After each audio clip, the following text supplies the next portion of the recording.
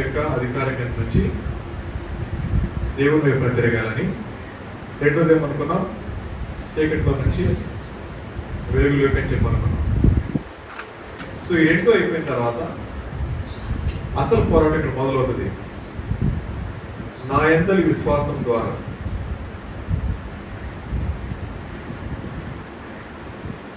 తర్వాత ఏమన్నారు, పాపక్షమాపణ, పరిశుద్ధపరచబడిన వారిలో స్వాస్థ్యం. ఈ మాట. సో ఈ రెండు ప్రాథమికమైన అవగాహన. ఒక వ్యక్తి పాపం నుంచి, లోకము నుంచి బయటికి రావాలి అంటే అతని స్థితి గుర్తెరగాలి. సో దానికి దేవుడు మనస్సాక్షిని ఒప్పిస్తాడు. ఆ తర్వాత మనిషిని పంపిస్తారు. తర్వాత పరిస్థితుల్ని మార్చి మనతో మాట్లాడుతూ ఉంటారు. సో దీనిలో మనస్సాక్షిని ఒప్పించే దగ్గర యోహాను సువార్త 15వ అధ్యాయం 6-7 వచ్చిన చదవండి.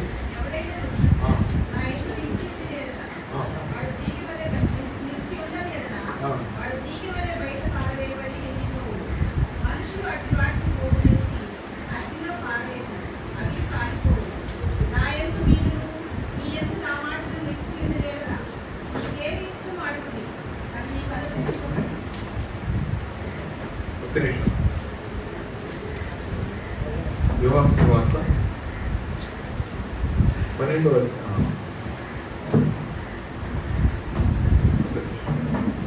16వ అధ్యాయం, క్షమించండి, 16వ అధ్యాయం 8-9 వచ్చిన.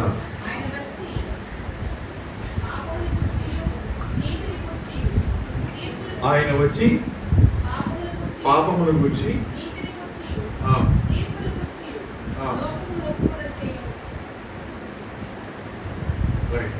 జాగ్రత్త గుర్తుపెట్టుకోండి. ఎవరైనా పరిశుద్ధాత్మ దేవుడు. సో వాక్యం వినపడతా ఉన్నప్పుడు మన మధ్య పరిచయం చేసేది ఆత్మదేవుడు. జాగ్రత్త గుర్తుపెట్టుకోండి. మనం ఎవరు వాక్యం చెప్తా ఉన్నా, వింటా ఉన్నప్పుడు మన మనస్సాక్షి కనుక గాయపరచబడుతుందండి అంటే, మనం తప్పు చేసే మన విషయాన్ని పదే పదే గుర్తు చేస్తున్నారు అంటే ఆ పని ఎవరు చెప్పండి? పరిశుద్ధాత్మ దేవుడు. పరిశుద్ధాత్మ దేవుడు ఏ పనులు చేస్తారంట? పాపాల గురించి, నీతిని గురించి, తీర్పుల గురించి. రైట్? సో పాపాల గురించి ఒప్పిస్తా ఉన్నప్పుడు దాని భయంకరత్వం ఏంటో చెప్తారు, పాపం యొక్క పర్యవసానాలు చెప్తారు. ఆ తర్వాత అలాగే పాపం కొనసాగితే పాపం వల్ల వచ్చే జీతం మరణం అనే విషయం కూడా చెప్తారు. ఇది ఏ సేవకులని చెప్పే మాట. ఏ ఊరైనా ఏ సేవకులని ఈ మాట చెప్తూ ఉంటారు. అలా చెప్తున్నప్పుడు వారికి సహాయం చేసేది ఎవరు? పరిశుద్ధాత్మ దేవుడు. పాపాల గురించి చెప్పిన తర్వాత మనిషికి ఏం కావాలండి అంటే ఆదరణ కావాలి. ఎలా బయటికి రావాలి? ఆ మనస్సాక్షించినప్పుడు నీతిని గురించి. నీతి ఏంటో చెప్పండి? క్రీస్తు అని. అర్థమవుతుంది కదా? Righteousness is nothing but Christ అంటారు. సో మరణానికి లోనైన మన జీవితాన్ని క్రీస్తు ప్రభువారి యొక్క కరుణాధారాల వల్ల మనం ఏం చేయబడ్డాం? క్షమించబడ్డాం అన్నమాట. ఒకవేళ క్రీస్తు ప్రభు గురించి మాట్లాడిన తర్వాత ఎప్పుడు చెప్పే మాటే కదా అనుకున్నాం అనుకోండి, చివరికి దేని గురించి మాట్లాడతాయన?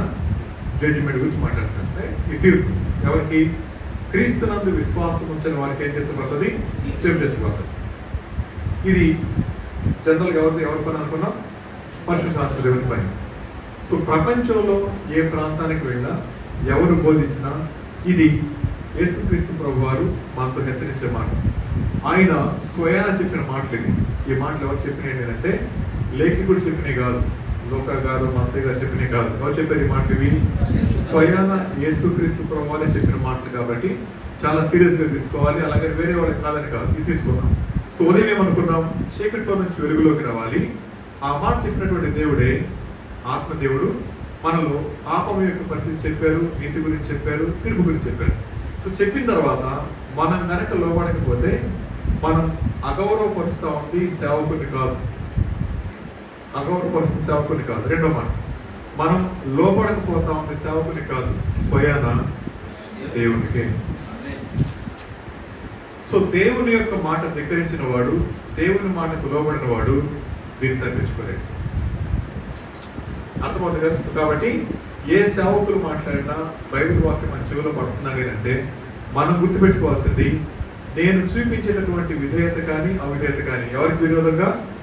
దేవుని విరోధంగా. సో దేవుని మీద తిరుగుబాటు చేసే ఏ వ్యక్తి కూడా క్షేమంగా బతకలేడు. సరే, ఇది ఫస్ట్ పార్ట్ అనుకున్నాం. ఆ తర్వాత సాతాను యొక్క బానిసత్వం కింద ఉన్న వాడికి స్వేచ్ఛ ఉండదు. స్వేచ్ఛ ఉండదు మాట మీరు చూపిస్తాను. 2 రకాల స్వేచ్ఛలు ఉన్నాయి. ఈ 2 రకాల స్వేచ్ఛలు కూడా స్వేచ్ఛగా అనిపిస్తాయి, కానీ చిన్న తేడా ఉంది. నేను చెప్తాను. ఒకటి పాపంలో స్వేచ్ఛ,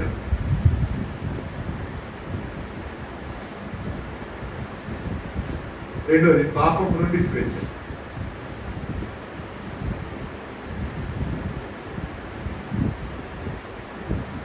పాపంలో స్వేచ్ఛ, రెండోది పాపం నుండి స్వేచ్ఛ అన్నాను. పాపములో స్వేచ్ఛగా ఉన్నవాడు ఎదురు చూసేది తీర్పు కోసం. పాపం నుండి స్వేచ్ఛ కోరుకున్న వాడేమో ఎదురు చూసేది క్రీస్తు కోసం. అర్థమవుతుందా? మళ్ళీ చెప్తాను. పాపములో స్వేచ్ఛగా జీవించేవాడు ఎదురు చూసేది తీర్పు కోసం, పాపము నుండి స్వేచ్ఛ పొందిన వాడు ఎదురు చూసేది క్రీస్తు కోసం. మీరు దేనికోసం అనేది మీరు డిసైడ్ చేసుకోవాలి. రెండో మాట, చాలా మంది యొక్క తప్పు అవగాహన ఏంటంటే క్రీస్తు ప్రభువు ఎక్కడికి వస్తారు? మధ్యాకాశానికి రాబోతున్నారు. మధ్యాకాశానికి ఎవరు తీసుకెళ్తారట? ఎవరు తీసుకెళ్తారు? సంఘాన్ని ఎత్తుకెళ్ళిపోతారు కదా. ఇది మాట. అయితే జాగ్రత్త గుర్తుపెట్టుకోండి, స్థానిక సంఘం వేరు, సార్వత్రిక సంఘం వేరు. మన క్రైస్తవ పిల్లలు పొరబడే విషయం అని చెప్తాను. లోకల్ చర్చ్ అంటేనే మనం, యూనివర్సల్ చర్చ్ అంటే ప్రపంచవ్యాప్తంగా ఉన్న విశ్వాసుల గుంపు అని. విశ్వాసుల గుంపు. ఇంతకీ సంఘం అంటే అర్థం ఏంటో తెలుసా? గోడలు కాదు, బిల్డింగ్ కాదు. సంఘం అంటే విశ్వాసుల సముదాయం అని. విశ్వాసుల సముదాయం.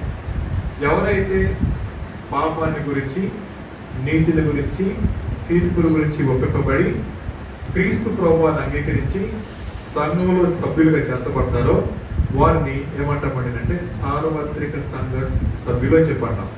ఈ సార్వత్రిక సంఘ సభ్యులందరూ కలిసి ఒక చోట గుమిగూడే స్థలాన్ని ఈ మందిరం అని చెప్పి అనుకుంటాం. అంతేగాని దేవాలయం అంటే 4 గోడలు కాదు. సంఘం అంటే విశ్వాసులు, గుడులు, గోపురాలు కాదు. ఎవరైతే సంఘం అంటే విశ్వాసం అనే భావన ఉండదో వాళ్ళు కట్టుకునే పెద్ద గోపురాలు కడతారు. ఈ సంవత్సరం ఈ టవర్, ఇంకో సంవత్సరం టవర్ వేస్తారు కదా. సో టవర్స్ కాదు చర్చ్ అంటే. సంఘం అంటే విశ్వాసుల సముదాయం అనే మాట. రెండో మాట చెప్తున్నాను.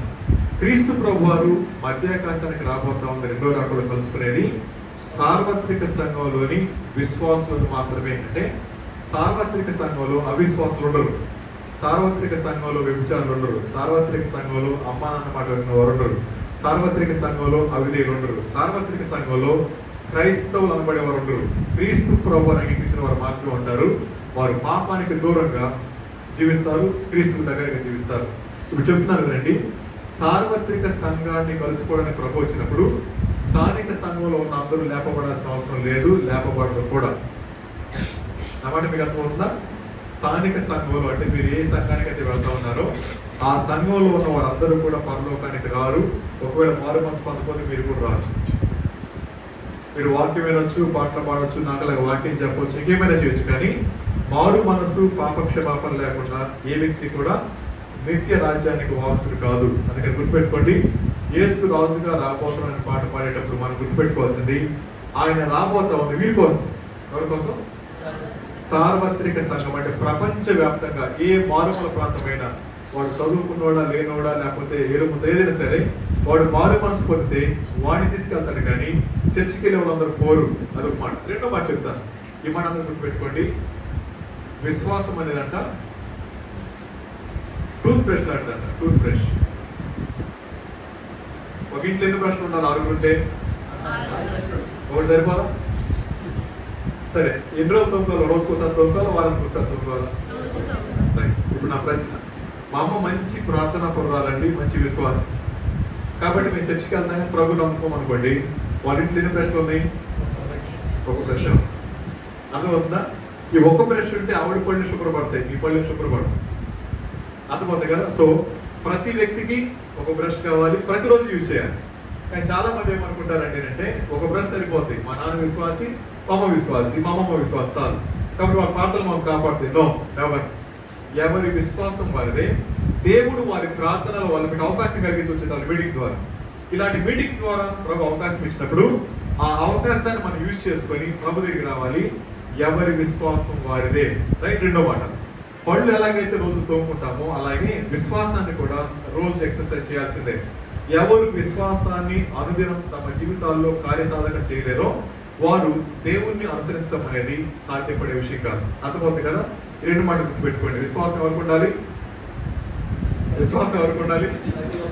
ఇంట్లో ఉన్న ప్రతి ఒక్కరికి ఉండాలి. ఎవరు విశ్వాసం అయితే వారు మాత్రమే నిత్యత్వానికి వెళ్తారు. మా అమ్మగారి విశ్వాసాన్ని బట్టి నేను పరలోకానికి రాను, మా నాన్న విశ్వాసాన్ని బట్టి నేను రాను. ఎవరి విశ్వాసం వాళ్ళది. అర్థమవుతుంది కదా? రెండో మాట, నేను నా పిల్లల కోసం ప్రార్థించాలి, కష్టపడి వారి కోసం వాక్య పరిచయం చేయాలి, ఇలాంటి మీటింగ్స్ తీసుకురావాలి. విశ్వాసం ఉంచాల్సిన బాధ్యత ఎవరిది? వారిదే అన్నమాట. ఇప్పుడు ప్రశ్న అడుగుతాను, మీ ఇంట్లో ఎంతమంది బాగా మనసుకుంటారు? అందరూ బాగా మనసుకుంటారా? సరే, మీ ఇంట్లో మీరు ఒకళ్ళు ఎంతమంది ఉన్నారు? మీ ఇంట్లో ముగ్గురు ఉన్నారు. మీ పేరేంటమ్మా? సతీష్. నా మొక్కలు వేస్తున్నాడు బాబు లైట్. అక్కడ సరదాగా ఆడుతున్నాడు, అక్కడ లైట్ వేస్తున్నాడు. ఆ బొమ్మలు తక్కువ అబ్బాయి నాకు కళ్ళు పోతే బాబు.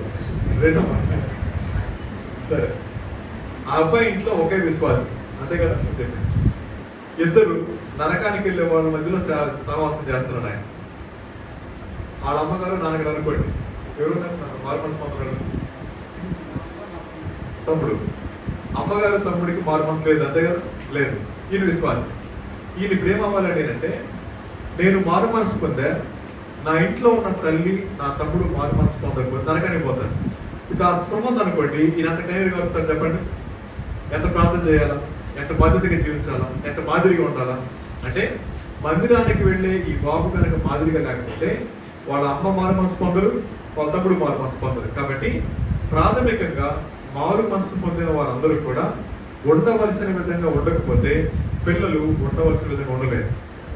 అందుకని విశ్వాసం ఎలా బతకాలంట? మాదిరిగా బతకాలి. ఇది పౌలు గారి యొక్క తపన. అర్థమవుతుంది కదా? ఈరోజు మీరేం చేయాలా?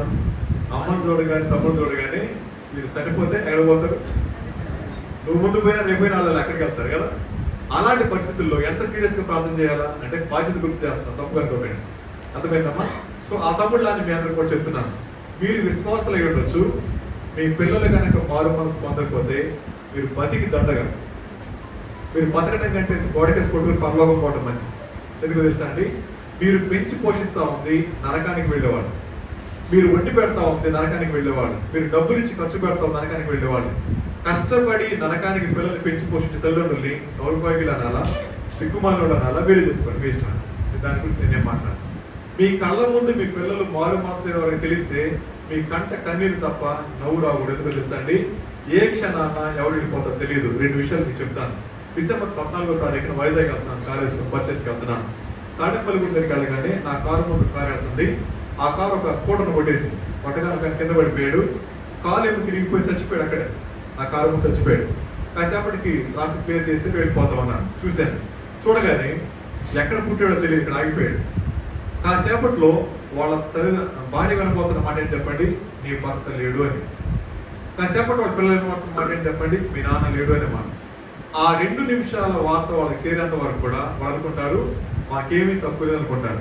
ఆ చిన్న సమాచారం రాగానే భార్య ఏమైపోతుంది చెప్పండి? పిల్లలు ఏమైపోతారు? ఇది నా ఆలోచన అనమాట. రెండో మాట, ఓ పాస్టర్ గారి పాప డిసెంబర్ 23వ తారీఖు అనుకుంటాను, ఇల్లు శుభ్రం చేసుకుంటారు. ఇలాంటి చెక్క బీరువా ఇంటికి పెట్టారు. 2 ఇయర్స్ పాప ఆడుకుంటా ముందుకు లాగి తాళం పట్టుకొని మీద పడి చచ్చిపోయారు. 2 ఇయర్స్ పాప. వాళ్ళ సంఘంలో 3000 మంది ఉంటారు, 3000 మెంబర్స్ ఉంటారు ఒక వర్షం. అంత పెద్ద సంఘం అది. ఆ కాపరి ఆ పనులు చేసుకుంటా ఉన్నాడు, పిల్లలు ఆడుకుంటా ఉంది, మీద పడి చచ్చిపోయారు. మరణానికి వయసు తెలుసా? మరణానికి దయాజాలు ఉంటుందా? మరణానికి తనామన కాలం ఉంటుందా? గుర్తుపెట్టుకోండి, ఎవరు ముందో ఎవరు వెనకో తెలియదు. అది తెలియని రోజు ఈ రోజే, ఎందుకని బతుకున్నాం కాబట్టి. ఒకవేళ వాళ్ళు ముందు మన ముందు అనుకోండి, రేపు పొద్దున మారు మనసు పొందిన మనం ముందు వెళ్ళిపోయామనుకోండి, మన ప్రోజర్ ఉన్న ఇబ్బంది లేదు. మారు మనసు పొందిన వారిని ఇక్కడ వదిలేసి వెళ్ళిపోయామంటే దేవుళ్ళు ఎక్కడికి తెలుసా, నీకు పరిచయం అయ్యా, నువ్వేం చేసావు, నీ దగ్గర వాక్యం తీసుకొచ్చి నువ్వేం చేసావు, నీవే సక్రమంగా లేకపోతే వాళ్ళు జీవిస్తారు. అందుకని మాదిరి చాలా అవసరమైంది అన్నమాట. రెండో మాట ఏంటో తెలుసా అండి, మరణానికి వయసు లేదన్నప్పుడు ఎప్పుడు ఎవరిని కలుసుకుంటూ తెలియదు. ఒక మాట నేను ఎప్పుడు అనుకుంటాను, భోజనం చేసేటప్పుడు భార్య భర్త కూర్చున్నాం అనుకోండి, ముందు భర్త లేదా నేను అనుకున్నాను అనుకోండి భార్య, రేపు పొద్దున చాలా సంభాషణ ఎలా ఉంటుంది నా మాట మీకు అర్థం కాదు.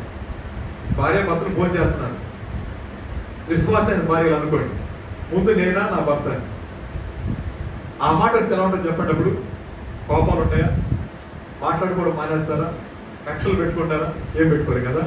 అది తెలియదు కాబట్టి ఎంత విరవీగిపోతుంటారు. మళ్ళీ చెప్తా ఉన్నా, పిల్లలకు కూడా చెప్తున్నాను, ఎప్పుడు ఎవరు వెళ్ళిపోతారో తెలియదు. నేడు అన్న సమయం ఉండగానే సంతోషంగా బతకాలండి అంటే క్రీస్తు ప్రభువాన్ని అంగీకరించాల్సిందేనమాట, రైట్. సో నేను చెప్పాను కదా, ఇలా చచ్చిపోయి ఈరోజు అని చెప్పి, నా ఫ్రెండ్ వాడు అమ్మగా చనిపోయారు. లాస్ట్ మొన్న 2 months బ్యాక్ వచ్చాడు వాడు, అది లాస్ట్ వాడు అమ్మని కలుసుకోవడం. ఆ రోజు బాయ్ చెప్పాడు వాళ్ళ అమ్మకి, మళ్ళీ ఇప్పుడు అసలు తెలియదు. మార్నింగ్ ఆలోచిస్తా ఉన్నాను అనమాట. వాడు ఏమన్నాడు అంటే, మమ్మీ 6 సంవత్సరాల తర్వాత వచ్చారు, వాడు వచ్చింది మొన్న 6 years తర్వాత ఫస్ట్ టైం వచ్చాడు. 1 month వాళ్ళ అమ్మతో వెళ్ళిపోయాడు. ఇక అమ్మ కలదు.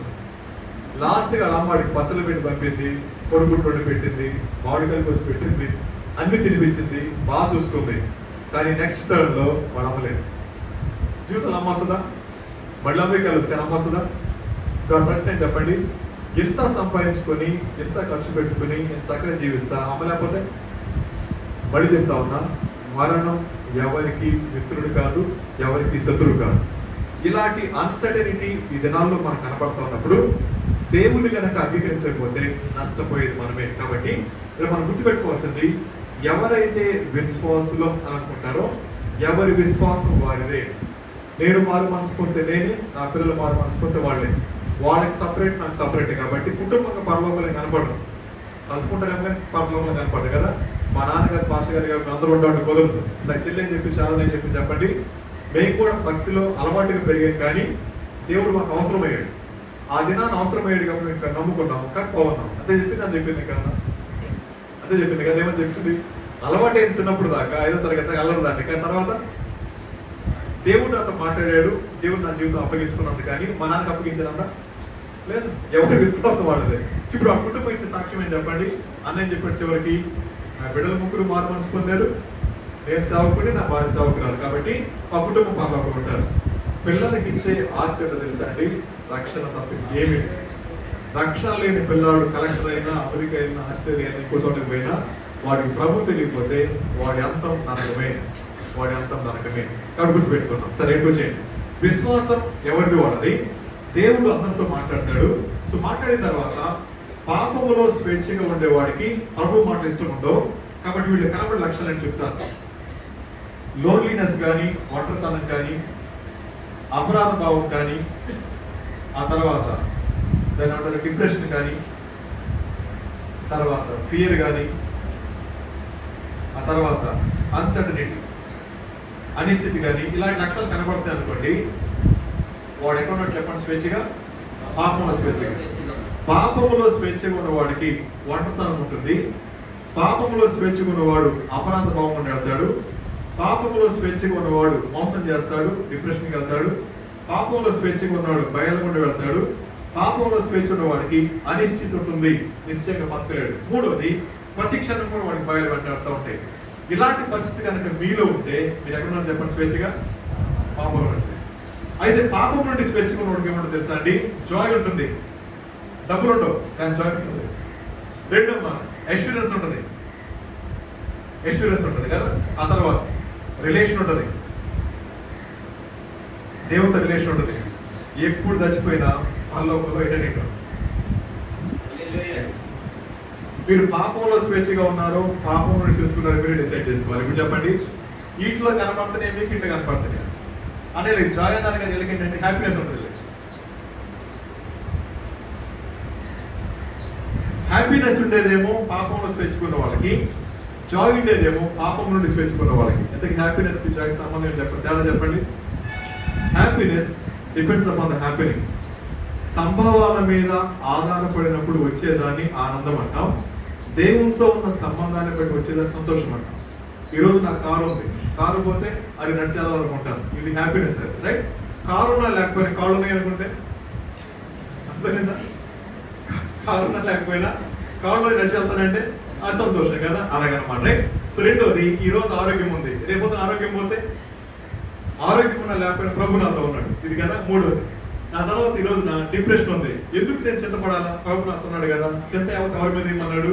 ఆయన మీద ఏమన్నాడు, ఎవరు చింతపడాల్సిన పని లేదు. ఇలా ఎవరైతే సంభవాల మీద ఆధారపడి అదే వాస్తవం అనుకుంటారో దాన్ని ఆనందం అంటాం. సంభవాలతో సంబంధం లేకుండా సంతోషంగా బతికేవాడిని జాయ్ఫుల్ క్రిస్టియన్ అని చెప్పంటాం. సో మనం ఉండాల్సింది జాయ్ఫుల్ క్రిస్టియన్ ఉండాలి. ఎందుకో తెలుసా? పౌలుకి ఎప్పుడైనా మంచి రోజులు ఉన్నాయి వాళ్ళకి? పౌలు గారు ఎప్పుడైనా ఆనందపడ్డా? లేదు. ఆయన సంతోషం అంటే తెలుసా? దెబ్బలు తగిలినా సంతోషమే, అన్నం లేకపోయినా సంతోషమే, ఉన్నా సంతోషమే, లేకపోయినా సంతోషమే కదా. ఆయన అంటాడు, నాకు కరువులో ఉండడం తెలుసు, సముద్రంలో ఉండడం తెలుసు, ఏ స్థితిలోనైనా సంతృప్తిగా పొందుతున్నాను నేను. అది గుర్తుపెట్టుకోండి. ఇప్పుడు చెప్పండి, పాపములో స్వేచ్ఛగా బతికేవాడికి ఉన్నటువంటిది సంతృప్తి. ఎన్ని కోట్లు ఉంటే సంతృప్తి ఉంటుందో చెప్పండి? ఎన్ని కోట్లు ఉంటే సంతృప్తి ఉంటుంది? మళ్ళీ చెప్పండి. ఒక 100 కోట్లు చాలా? 100 కోట్లు సరిపో?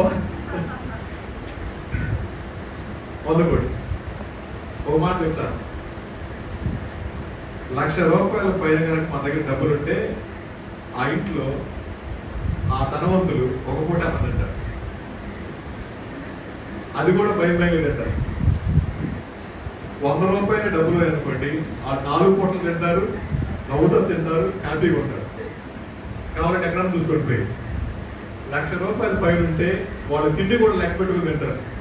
గింజలు లెక్కేసుకుంటారు, మిర్చిలు లెక్కేసుకుంటారు, తూకం వేసుకుని తింటారు. ₹100 ఉన్నాడు, అర్థవంతులు మిగిలిన తెలియదా మిగిలి? వీళ్ళేమో క్యాలరీ తింటారు, వాళ్ళు కడుపు నిండా తింటారు అంతే. మంచిని కూడా తాగలేరు, కడుపు నిండా మంచిని కూడా తాగలేరు. ఈ ₹100 ఉన్నాడు, కాలువ నీళ్ళు తాగుతాడు, రోడ్డు మీద నీళ్ళు తాగుతాడు. వీడు తాగమని చెప్తా, తాగమని తాగుతానా? జాగ్రత్త గుర్తుపెట్టుకోండి, ధనాశ సర్వ కీడులకు మూలమైన. అలా అని చెప్పి డబ్బు పాపం కాదు, డబ్బు మీద మనకున్న మమకారం పాపం కదా. ఇచ్చినటువంటి దేవుడిని పక్కన పెట్టే స్థితి పాపంలో స్వేచ్ఛ ఉండేవాడికి వస్తుంది. ఇచ్చిన వాడి మీద మనసు పెట్టే స్థితి పాపం నుండి స్వేచ్ఛ పొందేవాడికి ఉంటుంది. అర్థమవుతుంది కదమ్మా? సో దేవుడు నాకు ఇచ్చాడు, దాన్ని సమృద్ధిగా వాడుకోవాలి, మంచిగా వాడుకోవాలి. ఎవరు ఎప్పుడు చెప్పండి, ప్రభు నువ్వు నాకు ఇచ్చావు అనే మనసు నాకు లేదనుకోండి, ఇది నాదనుకుంటాను. చాలా మంది అనుకుంటారు నేను ఇచ్చాను. ఎక్కడి నుంచి ఇచ్చావు? దేవుడు ఇచ్చిన ఆరోగ్యంలో కష్టపడ్డావు కాబట్టి నీకు ఇచ్చారు ప్రభు, లేకపోతే ఎవరేస్తారు మనకి? అందుకని అనేక మంది యవనస్తులు పాపములో స్వేచ్ఛ ఉన్నప్పుడు, నాకు చెప్పి చాలా చెప్తామని చెప్పండి, నేను చెప్తే మీరు నమ్మరు కదా. ఆడపిల్ల సీరియట్లు అందరూ మీరు నమ్మారా? మీరు అంత అబద్ధాలతో ఉన్నారు కదా. చెల్లి చెప్పిందా లేదు, నేను చెప్పాలని చెప్పాం మనకి. తప్పవుతుంది ఈ మాట. జాగ్రత్త, మగపిల్లల కంటే ఆడపిల్లలు ఎక్కువ పడైపోతారు. అర్థమవుతా? ఒక విదేశం నుంచి ఒక చెల్లి ఫోన్ చేశారు, ఆ పిల్ల నాకు తెలియదు, అక్కడ నంబర్ తీసుకొని చేశాడు. ఆ అన్నమాట ఏంటంటే, అన్న ఈ దేశంలో వయసుతో సంబంధం ఆడపిల్ల అయితే చాలు. 20 సంవత్సరాల పిల్లాడు ఆయన ఇక్కడికి వచ్చిన తర్వాత 50 సంవత్సరాల అమ్మాయితో శారీరక సంబంధం పెట్టుకుంటాడు. రెండోది, పెళ్ళైన భార్య భర్తలు కూడా భర్త డ్యూటీకి వెళ్తే భార్య సంబంధం పెట్టుకుంటారు.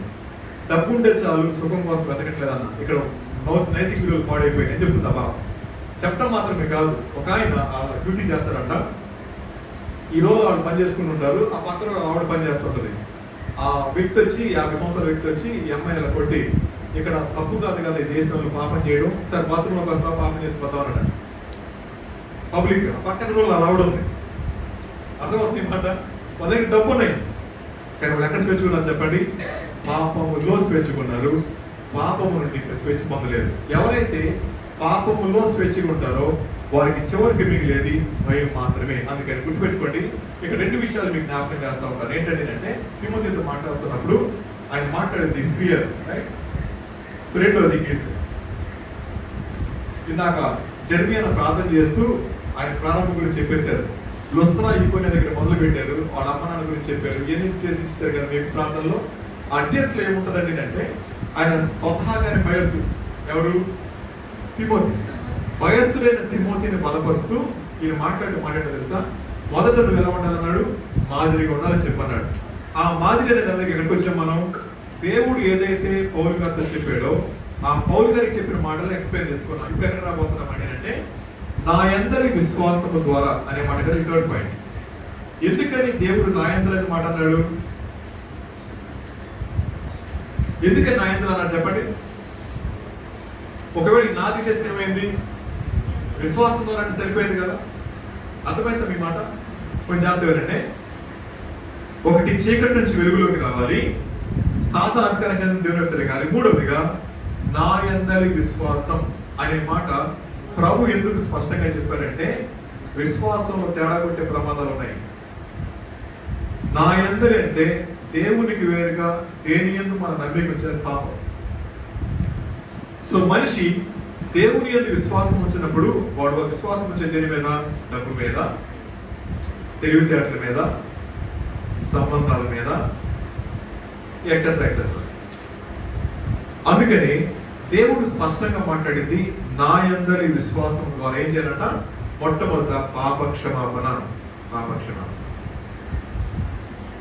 సో ప్రపంచంలో చాలా మంది పాపాలు క్షమించబడాలని తాపత్రయపడుతున్నారు, కానీ క్రీస్తు ప్రభువునందు విశ్వాసం ద్వారా తప్ప పాపాలు క్షమించబడవు అనేది ప్రపంచానికి ప్రభు ఇచ్చిన మెసేజ్ త్రూ ఒక కన్విక్ట్ ద్వారా. ఎవరు కన్విక్ట్ అయినా? పౌలు ద్వారా.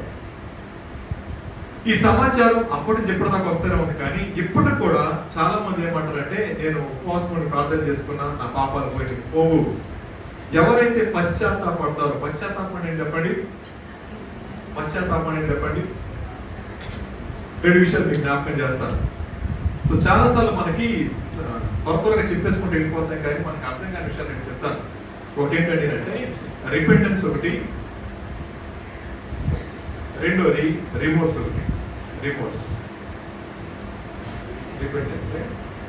రిపెంటెన్స్ అంటే చేసిన తప్పుకు బాధపడి ఆ బాధని ఎవరైతే తొలగించారో ఆయన పాదాలు పట్టుకునే ప్రేరేపణని పశ్చాత్తాపం అంటాం.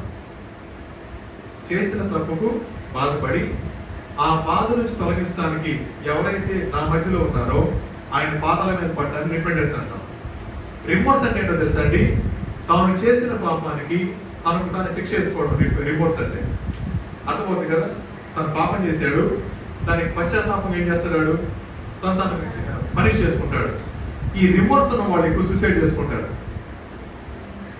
నాలాంటి పాపాత్ముడికి ఇంకా బతికే హక్కు లేదు, నాలాంటి పాపాత్ముడు వాళ్ళకి ఇంకా ముఖం చూపించే హక్కు లేదు, చచ్చిపోతారు కదా. ఇలా ఎవరైతే తమ పాపాలకు తామే పనిష్ చేసుకుంటా ఉంటారో దాన్ని రిమోర్స్ అంటాం. అలా కాకుండా ఎవరైతే మన కోసం ప్రాణం పెట్టారో ఆయన పాదాలు పట్టుకోవడానికి రిపెంటెన్స్ అని చెప్పంటాం. ఇక్కడ గుర్తుపెట్టుకోండి, ఇక్కడ పేతురు గారు కనపడతారు మనకి రిపెంటెన్స్ దగ్గర, ఇక్కడ యోధ కనపడతాడు. సో యోధ పశ్చాత్తాపడ్డాడు ఉంటుంది బైబిల్లోనే, కానీ పనిష్మెంట్ ఎవరు వేసుకున్నాడు? ఆయనే వేసుకున్నాడు. ఇబ్బంది పడ్డాడు తప్పు చేసినట్టుగా. పేతురు పశ్చాత్తాపడ్డాడు, ప్రభు దగ్గరికి వచ్చాడు. కాబట్టి గుర్తుపెట్టుకోండి, ప్రపంచంలో ఎక్కడికి వెళ్ళినా మనం గుర్తుపెట్టుకోవాల్సింది పశ్చాత్తాపం అంటే నా కోసం ఎవరైతే నా స్థానంలో బలయ్యారో ఆయన పాదాలు పట్టుకొని ఆయన ప్రేమను అప్పగించుకోవడమే పశ్చాత్తాపం అంటే అన్నమాట. రీసెంట్ గా రాజముంబై అనే ప్రాంతంలో ఏజెన్సీలో పరిచయం కోసం క్రిస్మస్ స్టేజ్ మీద రాజకీయ నాయకులు కూర్చోబెట్టారు. ప్రసంగం అయిన తర్వాత ఆయన గ్రీటింగ్స్ చెప్పమన్నాడు. ఆయన ఏమన్నాడు తెలుసా? ఈ ప్రసంగం విన్న నాకు అర్థమైంది, చచ్చిపోయే లోపు వేసుకురావు నమ్ముకోవాలన్నాడు. ఆ తర్వాత నన్ను ఎప్పుడు చచ్చిపోతారన్న, నేను రెండుసార్లు ఉండాలి కదా, ఎప్పుడు చచ్చిపోతారన్న. అప్పుడు ఏమంటారు చెప్పంటాడు? ఏమో సార్, అందుకే బైబిల్ అనండి నేడు అన్న సమయం ఉండగానే యేసు ప్రభు నమ్ముకోవాలనే మాట. గుర్తుపెట్టుకోండి, యేసు ప్రభు నమ్ముకుంటారంట గొప్ప కాదు, ఈ రోజు నమ్ముకోవటం గొప్ప. ఎందుకంటే రేపు మనకు తెలియదు. అపవాది ఇప్పుడు కూడా బైపాస్ చేస్తారు మన ఆలోచనని. చాలా మంచిదానివి, చాలా మంచివాడివి, చాలా బాగా నమ్మకాన్ని ఇప్పుడు కాదు, రేపు వద్దు నమ్మకం. ఎక్కడైతే పోస్ట్ పోన్మెంట్ ఉంటుందో అక్కడ మనం తప్పకుండా పనిష్మెంట్ వేరు చేయాల్సిందే. సో దేవుడు అవకాశం ఇచ్చాడు, అతనికి వాక్యం అర్థమైంది. అర్థమైన తర్వాత నేను చచ్చిపోయే లోపల ఇప్పుడు చచ్చిపోతాను అని రాసి పెట్టించారు. 99.9 దగ్గర చచ్చిపోతాను లేదు కదా. కాబట్టి నేడు అనే సమయం, బైబుల్ ఎంత క్లియర్ గా మాట్లాడుతాను అంటే నేడు అన్న సమయం ఉండగానే అంటే రేపు మనకు కావద్దని అర్థం. అందుకని బిల్దలు అంటాడు బైబిల్లో, యోగ గ్రంథం 8వ చదవండి. యోగ గ్రంథం 8:8.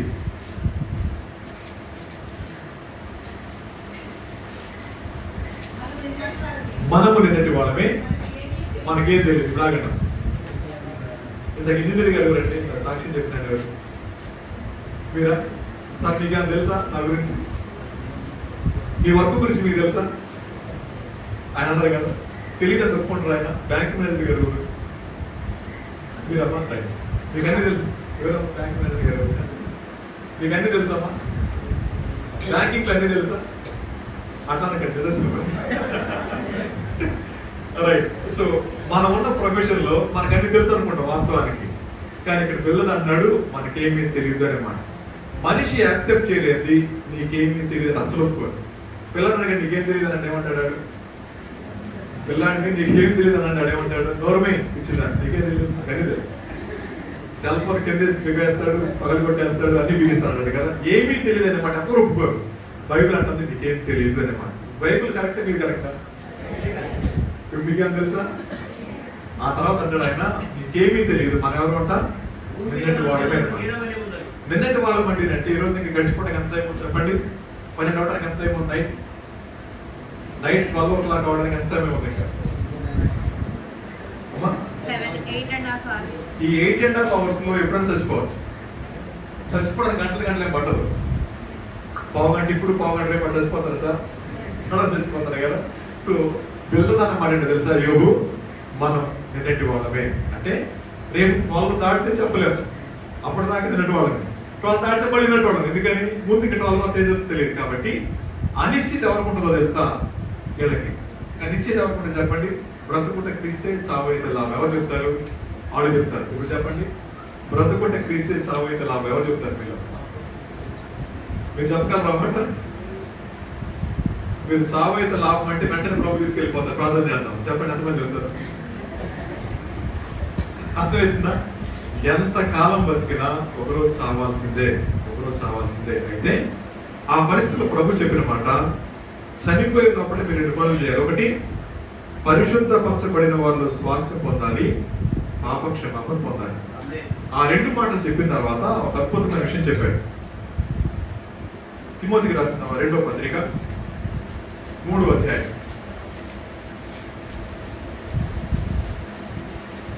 తిమోతికి రాసిన 2వ పత్రిక 3వ అధ్యాయం 1 నుంచి కొన్ని వచనాలు చదువుకుందాం. జాగ్రత్తగా వినండి. అంత్య దినములలో అపాయకరమైన కాలం వస్తాయి, తెలుసుకో.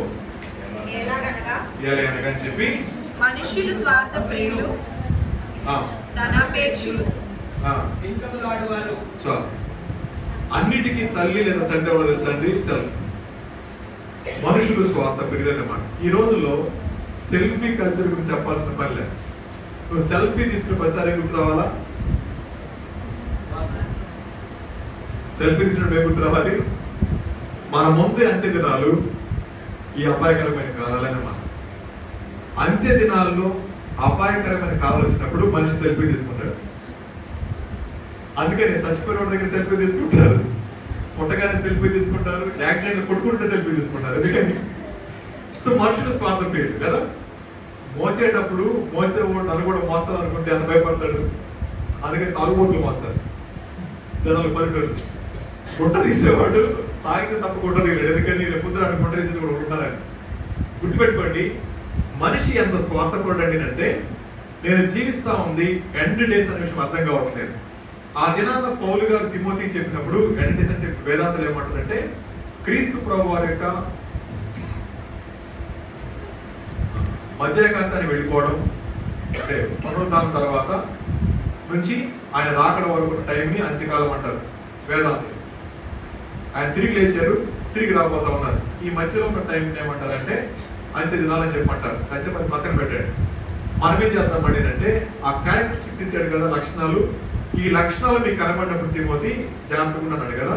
సో దానిలో మొట్టమొదటిది మనుషులు ఎవరంట? స్వార్థ ప్రియులు. పొద్దు నా చెల్లెలు చెప్పారు కదా, ఎవరు చెప్పారు?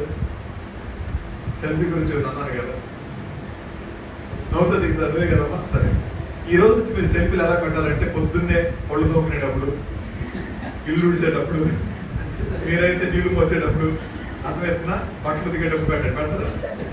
పెడితే మీకు చాలా డిమాండ్ తక్కువ. అర్థమైంది మాట. నేను ఒక మాట చెప్తాను, మీరు ఆశ్చర్యపోతారు. ఒక ఆమెకి ఇక్కడ నుంచి కింద బాడీ ఉండదు, అంటే లిమ్స్ చిన్నవి ఉంటాయి, చిన్న బాడీ వెళ్తే ఉంటుంది అన్నమాట. ఆవిడ కింద కూర్చుంటే ఎత్తుకొని తీసుకురావాలా, 35 అలా ఉంటాయి అన్నమాట. ఆవిడ మీటింగ్ తీసుకొచ్చారు రాయలసీమలో. ఆమె రాగానే నా పక్కన ఫాస్ట్ గారు చెప్పారు, అన్న మీరు ఆమె చూడండి ఒకసారి, నేను తర్వాత చెప్తాను అన్నాడు. చెప్పాను. ఆమె ఫేస్బుక్ ఫోటో తీసి చూపించాడు, ఎంతవరకు ఫోటో పెట్టింది. అలా ఫోటో పెట్టుకొని ఎంతో మంది అవస్థలు చాట్ చేసింది, ఎంతో మంది అవస్థలతో. ఆ చాటింగ్ చాలా భయంకరంగా ఉంటుంది అన్నమాట. కానీ బాడీ తెలియదు ఆవిడ, ఎందుకని చిన్న బాడీ, ఫిజికల్లీ ఛాలెంజ్ అమ్మాయి. అలా బాడీ ఫోటో పెట్టుకొని ఎంతో మందిని చీట్ చేసింది. ఆ అమ్మాయి మీటింగ్ వచ్చింది. మీటింగ్ లో లంచ్ టైంలో అందరూ వెళ్తామంటే ఆమె తీసుకెళ్ళట. ఒక అమ్మాయి వచ్చింది, చిన్న పాప సంకనేసి వెళ్ళిపోయింది. అలా ఈ పరిస్థితి నేను చేసే పనులు ఇది అని అన్నమాట. మనిషి స్వార్థం పెరిగిపోయిన తర్వాత జరిగేది తెలుసా అండి, చీటింగ్.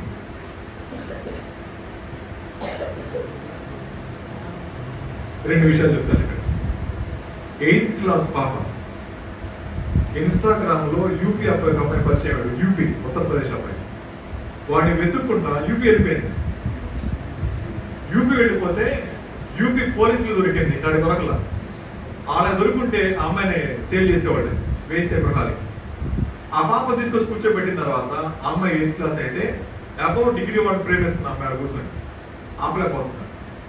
ఈ దినాల్లో చాలా మంది ఇన్స్టాగ్రామ్ బాన్సులు అయిపోయిన తర్వాత ఎంత భయంకరం అయిపోయిందో చిన్న సంఘటన చెప్తాను. ఒకసారి చెప్పిన గుర్తులేదు, మళ్ళీ చెప్తాను. ఆ బాబు బీటెక్ ఫైనల్ ఇయర్ చదువుతున్నాడు. ఒక అమ్మాయితో పరిచయం అయింది, ఆ అమ్మాయి వైజాగ్. ఆ రోజు కాల్ చేశాడు ఆ అమ్మాయి. చేస్తే ఆ అమ్మాయి ఫోన్ తీయలా, 3 సార్లు చేశాడు. ఎంగేజ్ వచ్చింది. ఎంగేజ్ వచ్చినప్పుడు ఆ అమ్మాయిని తర్వాత లిఫ్ట్ చేసింది, అడిగాడు ఎందుకు ఫోన్ చేసి తీయట్లేదు అన్నాడు. అమ్మతో మాట్లాడుతున్నాను రా. మీ అమ్మ తెలిసేపు మాట్లాడవు కదా, ఎందుకని అంతసేపు నన్ను పక్కన పెట్టేసావు అన్నాడు. నమ్మితే నమ్ము, లేకపోతే లేదు బాగుంది, నువ్వు అలా అవాయిడ్ చేసి చచ్చిపోను. సో వెంటనే నాకంటే ఎత్తుంటాడు అబ్బాయి, ఇక్కడ చదువుకున్నాడు. వాడు ఏంటంటే కానీ తాడు కట్టుకున్నాడు, గడ్డానికి తాడు వేసాడు, వీడియో కాల్ చేశాడు, చూడు చచ్చిపోతాను అన్నాడు. జారేడు, గడ్డానికి పడింది, మెడకి పడ్డా, జార కింద పడ్డాడు. ఆ అమ్మాయి డ్రామాలు వేయకుండా టైం అయిపోతుందని వెళ్ళిపోతున్నాను. వాడు ఛాలెంజ్గా తీసుకున్నాడు, మళ్ళీ స్టూల్ వేసుకున్నాడు, ఈసారి కంటానికి వేసుకున్నాడు, చచ్చిపోయి వేలాడిపోయి.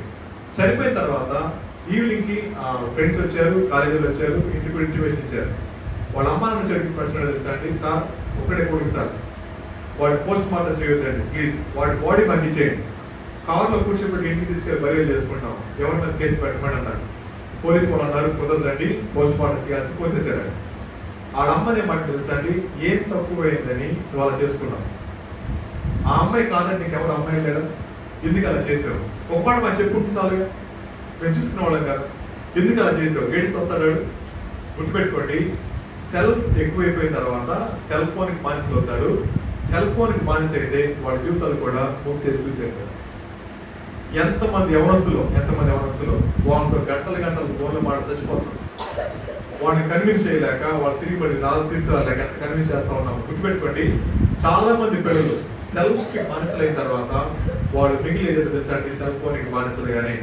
ఏ తల్లిదండ్రులు అయితే తమ పిల్లల చేతుల్లో సెల్ ఫోన్ తీయడానికి ఇష్టపడలేరో వాళ్ళ జీవితాలు ముగిసిపోతారని జాగ్రత్త అని ఎంతకాలం ప్రోగ్రామ్. పిల్లల్ని ప్రేమించాలి, సత్యాన్ని ప్రేమించకూడదు.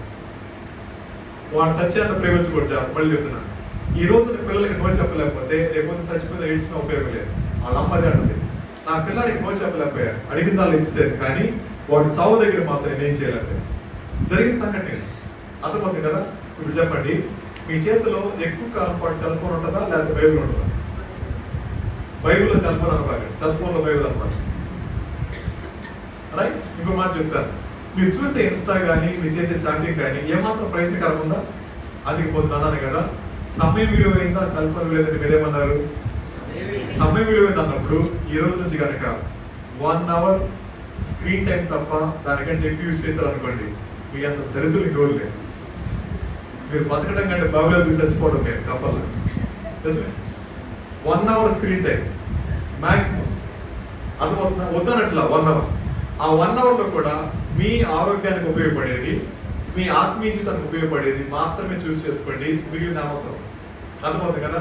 తిన్నాము పళ్ళుతో నీకెందుకు, నిద్రపోయి అవన్నీ మనకు అనవసరం కదా. అవన్నీ చేయాల్సిన పని కాదు. పక్కన అమ్మతో మాట్లాడండి, కాసేపు నాన్నతో మాట్లాడండి, అమ్మమ్మతో మాట్లాడండి, తాతయ్యతో మాట్లాడండి, వాళ్ళు దొరకనమండి. ఒకసారి అమ్మ వెళ్ళిపోతే దొరుకుతుందా? లాస్ట్ ఇయర్ మా అమ్మ వెళ్ళిపోయారు, 93 years ఆవిడ. ఆ లాస్ట్ మూమెంట్స్ నేనే ఉన్నా పక్కన. సో చేపట్టుకుని ఉన్నాను. మా అమ్మ అందరూ అలా కూతురు అందరూ చుట్టూ కూర్చున్నారు. మా అమ్మ లాస్ట్ బ్రెత్ తీసుకుంటుంది అనమాట. తీసుకుంటున్నప్పుడు మా అమ్మ కొంచెం మెడికల్ ప్రాక్టీస్ చేస్తుంది. మా అమ్మమ్మ ఇలా కళ్ళని కళ్ళు ఓపెన్ చేసింది, అరే అమ్మ చచ్చిపోయిందిరా. సో వెంటనే ఆ 2 కళ్ళు మేము చేసాను, కళ్ళు మూసేసాను, గబగబా డ్రెస్ చేసాను, చేశాను. లాస్ట్ మినిట్ లో కూడా తల్లిదండ్రులు అందరూ కూతురు అందరూ చూస్తారన్నా, నేను కూడా చూస్తారన్నా, తల దగ్గర కూర్చున్నా. క్షణాలు పోయింది ప్రాణం. ఆ పోయేదానికంటే ముందు రోజు ఎంత ప్రేమగా మాట్లాడిందో చేయబట్టుకో. 93 years లో మా అమ్మ వాళ్ళకి అందరూ వెళ్ళలేదు, నన్ను పిలుచుకున్నారు అనమాట. చిన్నప్పుడు అక్కడే ఉండేవాడు. పక్కనే ఉన్న ప్రాణం పోయేటప్పుడు కూడా కళ్ళతో చూస్తాను అనమాట. ఎంత త్వరగా పోయిందో ప్రాణం. చూడండి, రెప్పపాటు. అర్థమైంది కదా? ఇప్పుడు నా ప్రశ్న, అమ్మ మళ్ళీ వస్తుందా? ఆ ప్రేమ మళ్ళీ వస్తుందా? వాళ్ళతో మాట్లాడండి, వాళ్ళతో మాట్లాడండి. ఆ సంభాషణ మీరు మొదలైతే మీ ఆరోగ్యాలు కూడా బాగుంటాయి. అర్థమవుతుంది కదా? ఇప్పుడు నా ఫ్రెండ్ వెళ్ళిపోయి అమెరికా వెళ్ళాడు. అమ్మతో ఫోన్లో మాట ప్రేమ వస్తుందా? మాత్రేసుకు మాట ప్రేమ వస్తుందా? ఇప్పుడు వస్తున్నాడు, రేపు పొద్దున్న తిరుగుతాడు ఇక్కడ. అమ్మని ఎలా చూడపోతున్నాడు? వాడి మిగిలిన జ్ఞాపకాలే. ఒకవేళ మీరు కనుక అమ్మాయిని సరిగ్గా ప్రేమించకపోతే జ్ఞాపకాలు కూడా మీరు ఎందుకంటే అసలు మాట్లాడితేనే జ్ఞాపకాలు వచ్చేది. అర్థమవుతుందా? బ్రతికినప్పుడు వాళ్ళని ప్రేమించండి, బ్రతికున్నప్పుడు వాళ్ళతో మాట్లాడండి, బ్రతుకున్నప్పుడు వాళ్ళకి పరిచయం చేయండి, బ్రతుకున్నప్పుడు వాళ్ళకి ఏదైతే అది సహాయం చేయండి. చచ్చిపోతే వాళ్ళు తిరిగి మళ్ళీ రాదు. తిరిగి ఈరోజు వాళ్ళు సహాయం చేయండి. సాధారణ ఈరోజు ఎవరు పిల్లలు మాట్లాడినట్లేదు, మంచం దిగట్లేదు. మంచం మీదకి టీ ఇవ్వాలా, మంచం మీద టిఫిన్ ఇవ్వాలా, 10ంటికి లేస్తారు, 12ంటికి పళ్ళు తోలుతారు, 12ంటికి అన్నం తింటారు, బ్రేక్ఫాస్ట్. గుర్తుపెట్టుకొని చచ్చిపోతారు జాగ్రత్త. వేరే మాట చచ్చిపోతారు జాగ్రత్త. దేవుడు మనతో మాట్లాడుతూ ఉంది, బాధ్యత రాహిత్యంగా పెరిగే ఏ పిల్లలు సుఖపడరు. మళ్ళీ చెప్తున్నా, బాధ్యత రాహిత్యంగా పెరిగే పిల్లలు ఎవరు సుఖపడరు. గుర్తుపెట్టుకోండి, ఉదయాన్నే లేవగానే సెల్ ఫోన్ ముఖం చూసేవాడు జీవితంలో ప్రభు ముఖం చూడలేడు. ఉదయాన్నే లేవగానే బైబిల్ చదువుకునేవాడు జీవితంలో బాగుపడతాడు. అర్థమవుతుంది కదా? సో బైబిల్కి దూరంగా పెట్టేది సెల్ ఫోన్ అయితే అది మీ జీవితానికి హానికరం. దేవుడికి దగ్గరకు ఉండండి, ఒకరిని దూరం అవుతారు. మళ్ళీ చెప్తా ఉన్నాను, దేవుడికి దగ్గరకు ఉండండి. ఎందుకు తెలుసా అండి? రాబోయే రోజుల్లో క్యాన్సర్స్ రాబోతుంది ఎవరొస్తులకే, పెద్దాలకు కాదు. ఎవరు సెల్ ఫోన్ అడిక్ట్ అవుతారో వాళ్ళు రాబోయే ట్యూమర్సే. అర్థమవుతుందా? తల పక్కనే పెట్టుకుంటారు, గుడ్డల మీద పెట్టుకుంటారు, సంకలో పెట్టుకుంటారు. జాగ్రత్త, తర్వాత చచ్చిపోయేది మీరే. అంటే పెద్దలు బతుకుతారని కాదు. ఎందుకు త్వరగా చచ్చిపోవాలా? ఇది కఠినమైన మాట. మళ్ళీ చెప్తున్నాను, గుర్తుపెట్టుకోండి, స్వార్థపరులు అనే మాట ఎంత ప్రమాదకరమైందో. ఎందుకు తెలుసా? మీ సెల్ ఫోన్ నాకేంటి కాసేపు చూద్దాం. సెల్ ఫోన్ కాసేపు పెట్టండి. మనం మాస్టర్స్ మీటింగ్కి వెళ్ళి మా కండిషన్ ఏంటంటే, మీటింగ్లో కూర్చోవాలంటే సెల్ ఫోన్ అక్కడ పెట్టాలి. ఉదయం 9 నుంచి రాత్రి 9 వరకు లాగేసి పెట్టాను. గమ్ముని కూర్చుని వాకి ఉన్నాను. 9కి సెల్ ఫోన్ తీసుకొని ఒకటే పిచ్చి పాపాలి తగ్గ చూసుకుంటున్నాను. ఎంత బానిసలాంటి అంటే క్షేమ ప్రయోజనం పరిగెత్తున్నారు సెల్ ఫోన్ లేదు. మాస్టర్సే. నా ప్రశ్న ఈ దండం పెట్టి చెప్తా ఉన్నా, అంత్య దినాల్లో అపాయకరమైన కాలం ఏంటంటే సమయం విలువ తెలియకుండా మిమ్మల్ని మిస్మరైజ్ చేయడమే ఈ స్వార్థం యొక్క అత్యంత ప్రమాదకరమైనది. అందుకని ఎంత ఇన్వాల్వ్ అయిపోతున్నారు. అన్నం తింటే సెల్ ఫోన్ చూసేవాళ్ళు బోర్డు మంది. అమ్మాట చూస్తున్నావే అంటేనో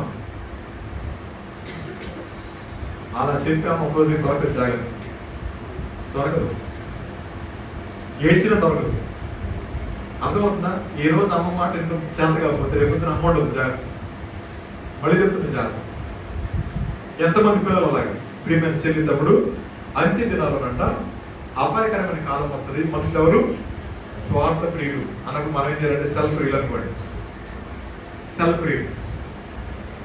తర్వాత మాట ధనాపేక్షలు. తర్వాత మాట వెంకములు ఆడవారు. సెల్ ఫోన్ ఏం చూస్తున్నావు? ఏమి లేదు మమ్మీ, ఏమి లేకుండా ఏం చూస్తారు సార్ అంటే అమ్మ పెంచుదా నేను పిచ్చోడినా? వెంకములు ఆడవారు. నేను ఎన్నో తెలిసి తప్పుతాను, నేను తెలియదు, నేనేం చేయట్లే కదా. వెంకములు ఆడ. తర్వాత మాట అమ్మ అహంకారాలు కదా. ఇవన్నీ తన వెనకాల వచ్చేస్తూ ఉంటాయి. ఎంత అహంకారం అంటే అంత అహంకారం కదా. ఈ రోజు నువ్వు తల మీద పెట్టుకున్న క్లిప్ దగ్గర నుంచి, ఆడపిల్ల అయితే మగపిల్ల అయితే తలకు రాసిన నూనె దగ్గర నుంచి, అంటే క్రాప్ వేసుకున్న డబ్బుల దగ్గర నుంచి, కాలుకి వేసుకున్న చెప్పుల దాకా ఇది కాదు. అది బ్రహ్మానం పెట్టిన భిక్ష. వాడు లేకపోతే నీకు బట్టలు లేదు, చుట్టూ లేదు, అవి లేదు. అలాంటిది వాళ్ళ మీద తిరుగుబాటు చేస్తే ఎంత అహంకారం అండినంటే, అమ్మ చిన్న మాట అంటే ఎంత తిరుగుతారో. కొడతారు కూడా అమ్మని. చిన్నపిల్లలు అనండి, పుట్టి పిల్లలు అది ఎట్ట కొడతారు? అర్థమవుతుందా? అప్పుడే పెరిగిపోతుంది కదా అహంకారం. తర్వాత దోషకులు, తల్లిదండ్రులకు అవిధేయులు. అక్కడ తల్లిదండ్రులకు అవిధేయులు, తల్లిదండ్రులకు అవిధేయులు. ఇప్పుడు చెప్పండి, ఎంతమంది మీ తల్లిదండ్రులు మాట వింటారమ్మా? నేను చెప్పిన మాట కదా బైబిల్ అంతే దినాలు ఇలాంటి ఉంటారంట. అలాంటి వాళ్ళే మనోళ్ళు అయితే మనకంటే దౌర్భాగ్యం ఎవరు ఉంటారేమో. బట్ చెప్తున్నాను, అమ్మ నాన్న మాట వినని వాడు అర్ధాయుష్కుడే. మళ్ళీ చెప్తా గట్టిగా, అమ్మ నాన్న మాట వినని వాడు అవిధేయులే, అటివారు అర్ధాయుష్కులే. ఎప్పుడు ఎలా వెళ్ళిపోతారో తెలియదు, వాళ్ళ భవిష్యత్ అంధకారమే. అన్నీ ఉంటాయి కానీ మనసులో ఆనందం ఉండదు. అది లేకపోతే ఏమన్నా ఉపయోగం లేదు. రైట్? తర్వాత మనకు వచ్చేయండి కృతజ్ఞత లేని వాడు. ఇప్పుడు చెప్పండి, ఎంత కృతజ్ఞత లేని వాడు అంటే, కనీ పెంచిన అమ్మ నాన్న దగ్గర రహస్యాలు పెట్టేవాళ్ళు ఏమనాలా? కనీ పెంచిన అమ్మ నాన్న దగ్గర రహస్యాలు దాచేవాళ్ళు ఏమనాలా? అంతా అయిపోయేటప్పుడు చెప్పిన వాళ్ళు ఏమనాలి? అర్థమవుతుంది కదా? కృతజ్ఞత లేని వాళ్ళు. ఇలా చెప్తే చాలా టైం అయింది. తర్వాత మన దగ్గర వచ్చేది అపవిత్రులు, అనురాగరహితులు, అతి ద్వేషులు, అపవాదకులు, అజితేంద్రియులు. అజితేంద్రియులు అంటే పోయిసారి వచ్చినప్పుడు చెప్పారు. చెప్పండి, అజితేంద్రియులు అంటే ఇంద్రియాలంటే ఏంటమ్మా? ఇంద్రియాలంటే ఇంద్రియాలు సెన్సరీ ఆర్గాన్స్ కదా. అజితేంద్రియులు అంటే ఓడిపోయేవాడు అన్నమాట. ఇంద్రియాల మీద నిగ్రహం లేని వాడు అజితేంద్రియుడు అనమాట. రైట్? సో చూడకూడదు చూస్తున్నారు, వినకూడదు వింటున్నారు, తాకూడదు తాగుతున్నారు. ఇలా చేస్తూ వాళ్ళు ఏమైపోతారు చెప్పండి? నా వల్ల కావట్లేదు, వదిలిపెట్టమంటారు కదా. దీన్ని తాకాల్సిన పనేమి, పద్దాగా పెట్టేట అనుకోవాల్సిన పనేమి?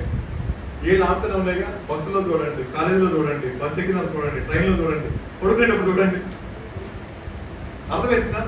పక్కనే మనుషులను మాట్లాడే పరిస్థితి లేదు కదా. అజితేంద్రియులు అన్నమాట. ఈ మాటలు ఆత్మదేవుడు పౌలు గారి చేత అలా రాపించారు. ఎప్పుడు రాపించారు చెప్పండి? AD 60 50 68 ఆ మధ్యలో మొదటి శతాబ్దంలో రాసిన మాటలు ఇవి. 2025 సంవత్సరాలు మనం చూస్తున్నాం. ఆయన అప్పుడు రాసే ఛాన్స్ చేశాడు కదా. సో అజితేంద్రియులు అనే మాట. ఈ మాట ఎందుకు పదే చెప్తున్నానండి అంటే, చివరి దినాల్లో ఉన్నాం, జాగ్రత్త. అందుకే రిపీట్ చేస్తున్నాయి ఇవన్నీ కూడా. అర్థమవుతుంది కదమ్మా? మనం చేసే పనులు దేని రిజంబుల్ చేస్తున్నాయి తెలుసా? అపాయకరమైన కాలం ఇదే. సో మనకి సెన్సరీ ఆర్గాన్స్ కనుక పనిచేస్తే, నేను జీవిస్తా ఉంది చివరి దినాల్లో, అది అపాయకరమైన దినాల విషయం నాకు అర్థమైతే దేవునికి అంతగా హత్తుకుంటాను నేను. దేవునికి ఎంత దగ్గరగా ఉంటేనో తప్ప ఈ లోకంలో పవిత్రంగా జీవించడం సాధ్యం కాదు. అర్థమవుతుంది కదా? పొద్దునేమనుకున్నాం, పాపం చేస్తే ఒకప్పుడు తప్పు, ఇప్పుడు పాపం చేయకపోతే తప్పు.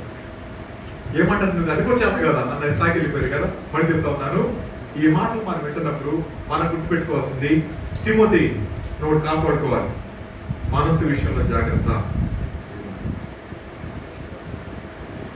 1 నుంచి 5 వచనాలు అని చెప్పిన మాట ఏంటంటే, ఒకసారి చూద్దాం. తిమోతి రాసిన మొదటి పత్రిక 2వ పత్రిక 1 నుంచి 5 వచనాల్లో, 7 వచనాల దాకా ఉన్న వాక్య భాగంలో ఆయన చెప్పిన మాట ఏంటంటే, మనసు విషయంలో జాగ్రత్త అనే మాట. దేవుని అందరి విశ్వాసం వచ్చిన వాడు కాపాడుకోవాల్సింది మనము అనే మాట. దీనికి ఇంగ్లీష్లో ఏముంటుంది అంటే, డిజర్న్మెంట్ కావాలి అనే మాట. డిజర్న్మెంట్. ఒకసారి చదవండి. యోహాను రాసిన మొదటి పత్రిక 5వ అధ్యాయం 20వ వచనం. యోహాను రాసిన మొదటి పత్రిక 5:20.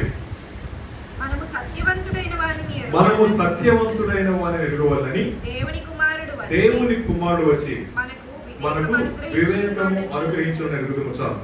చాలా నేను నాకు సాక్ష్యం చెప్తే ఏమన్నాను అంటే, నేను చాలా చూజీ ఉంది.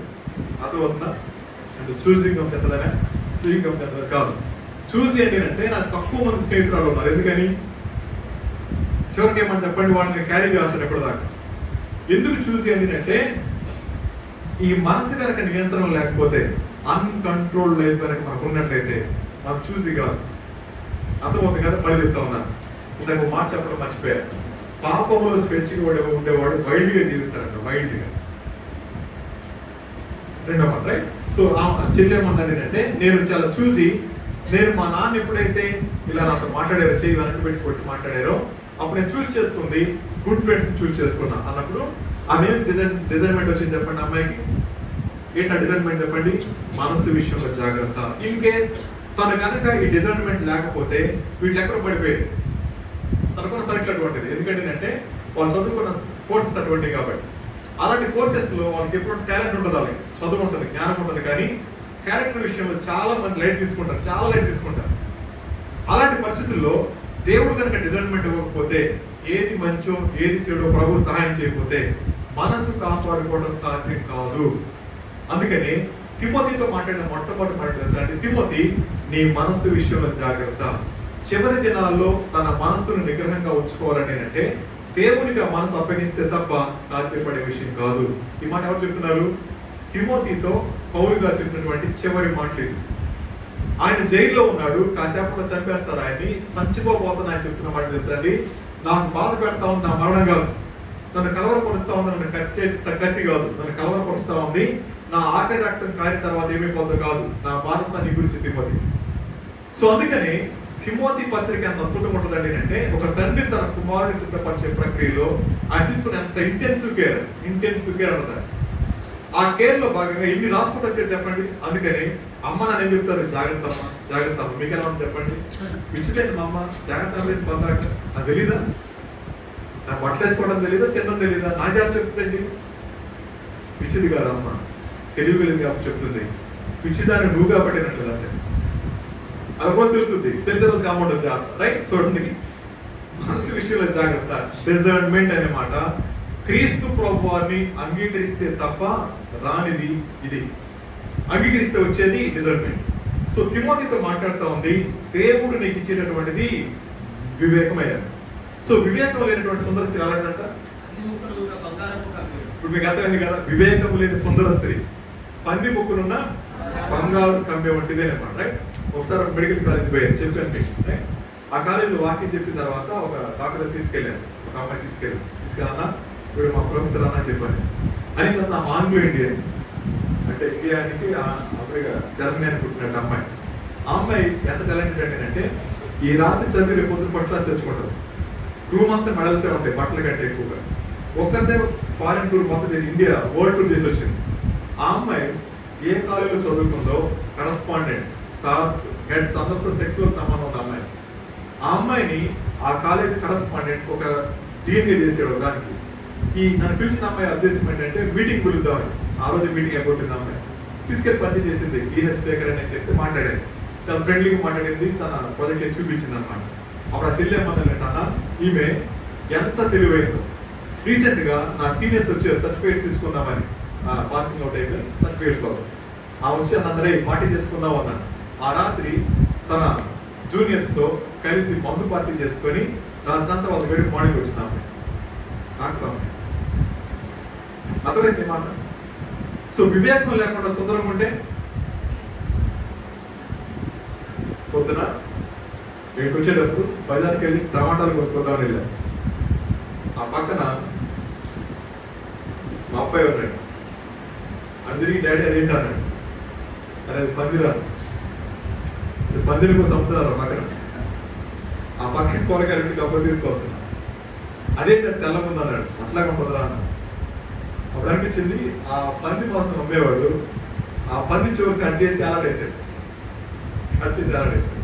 అప్పుడు అనిపించింది ఆ చెవులు పోగులు పెడితే ఎలా ఉంటుంది, ఆ పక్కన ముక్కు ఉంది దానికి పోగు పెడితే ఎలా ఉంటుంది. అప్పుడు అన్నాడు వివేకం లేని సుందర స్త్రీ అన్నాడు. మృగించడం ఎలా ఉండదు. నీకు అన్నం ఉంది, జ్ఞానం ఉంది, కానీ వివేకం లేదు. ఎలా ఉంటుందంట? బురదలో కొల్లాడు పందికి. నీకు కూడా జరపడలేదు. వివేకం లేని సుందర పురుషుడు పందితో కొన్నా ఏదో జాగ్రత్త. బైబిల్ చిన్న మాటలో ఎంత భయంకరంగా వెలిగించారు చెప్పండి. అందం ఉంది, జ్ఞానం ఉంది, కానీ వివేకం లేకపోతే పందికి నీకు పెట్టాలి. సో ఒక్క మాటలో ఆ సామెతల గ్రంథకర్త రాసిన మాట నువ్వు ఎంత నీచిగా పోతున్నావు తెలుసా? అర్థమవుతుంది కదా. ఏది చూసుకుని నువ్వు బిడిసిపడుతున్నావో ఆ బిడిసిపాటుకు ఎంతసేపు పట్టదు. అందుకని తిమోతి నీకు డిజైన్మెంట్ కావాలి. డిజైన్మెంట్ లేకపోతే, వివేకం లేకపోతే నీ సెల్ఫ్ నీ జీవితాన్ని పాడు చేస్తుంది. అది పాడు చేయకముందే జాగ్రత్తగా కాపాడుకుని తిమోతి అనే మాట. అందుకని నా ఎందరి విశ్వాసం ఎందుకో తెలుసా అండి? వివేకం ఇచ్చేది ఎవరు? దేవుడు. కాబట్టి దేవునికి వేరుగా వివేకం లేదు. డిజైన్మెంట్ ఇచ్చేది దేవుడే. ఆ మాట మనకు చదవండి. యోహాను రాసిన మొదటి పత్రిక 5:20 చదవండి ఒకసారి. అందరూ చదువుకోండి ఒకసారి. అమ్మ వేరే చదవండి, పెద్ద చదవండి. మనము సత్యవంతుడైన వారు ఎరగవల్లని దేవుని కుమారుడు వచ్చి మనకు వివేకము అనుగ్రహించిన ఎరుగుదుము. ఏలయనగా దేవుని కుమారుడైన యేసుక్రీస్తునందున్న వారమై సత్యవంతులైనాము. ఆయనే నిజమైన దేవుడు, నిత్య జీవమునై ఎంత అద్భుతమైన మాట. సో ఆయన ఎవరండి అంటే నిజమైన దేవుడు, ఆయన నిత్య జీవనం ఇచ్చేటువంటి దేవుడు. ఆయన యేసుక్రీస్తు ప్రభు ఇచ్చింది డిజైన్మెంట్ మాత్రమే కాదు, ఇటర్నల్ లైఫ్ కూడా. యేసు ప్రభువును విశ్వాసం ఉంచిన వాడికి వచ్చేది వివేకం మాత్రమే కాదు, నిత్య జీవం కూడా. ఎందుకంటే ఆయన మాత్రమే సత్యవంతుడు, ఆయన మాత్రమే ఏమివ్వగలడు, నిత్య జీవాన్ని ఇవ్వగలిగినటువంటి వాడు. ఎంత స్పష్టంగా రాసి పెట్టాడు. సో తిమోతితో మాట్లాడుతున్నప్పుడు ఆయన మాట్లాడిన మాట తెలుసా అండి? తిమోతి, నువ్వు గుర్తుపెట్టుకోవాల్సింది, నాకు ఇంత అనుభవం అందుకే షాక్ వస్తుంది, రైట్? సో తిమోతి ఏమని చెప్పండి, తిమోతి నువ్వేం చేయాలా? మనసును కాపాడుకోవాలండి అంటే, డిజైన్మెంట్ కావాలండి అంటే, నా యందలి ఎవరైనా నిజమైన దేవుడు నిత్య జీవాన్ని ఇచ్చినటువంటి ఆయనకి సంబంధం ఉండాల్సిందే. కాబట్టి చివరి దినాల్లో యవనస్తులమైన మీ అందరూ కూడా గుర్తుపెట్టుకోవాల్సింది, యేసు క్రీస్తుకు వేరుగా మీ జీవితాలకు భద్రత లేదు. యేసు క్రీస్తుకు వేరుగా మీ జీవితాల్లో జ్ఞానం లేదు. యేసు క్రీస్తుకు వేరుగా మీరు ఎక్కడ రాణించలేరు. రాణించడానికి వచ్చేమో. కాబట్టి గుర్తుపెట్టుకోండి, మనసు విషయంలో జాగ్రత్త. ఇది మొదటి జాగ్రత్త చెప్పాడు. రెండో మాట చూడండి, ఆయన ఏమంటాడు? తిమోతికి రాసిన 2వ పత్రిక అదే 4వ అధ్యాయంలో ఆయన చెప్పినటువంటి మాట చూద్దాం ఒకసారి. 3వ అధ్యాయంలోనే కొంచెం కిందకు వద్దాం. 10వ వచనం చూద్దాం. 10-11 వచ్చిన. అయితే నీవు నా బోధను, నా ప్రవర్తనను, నా ఉద్దేశమును,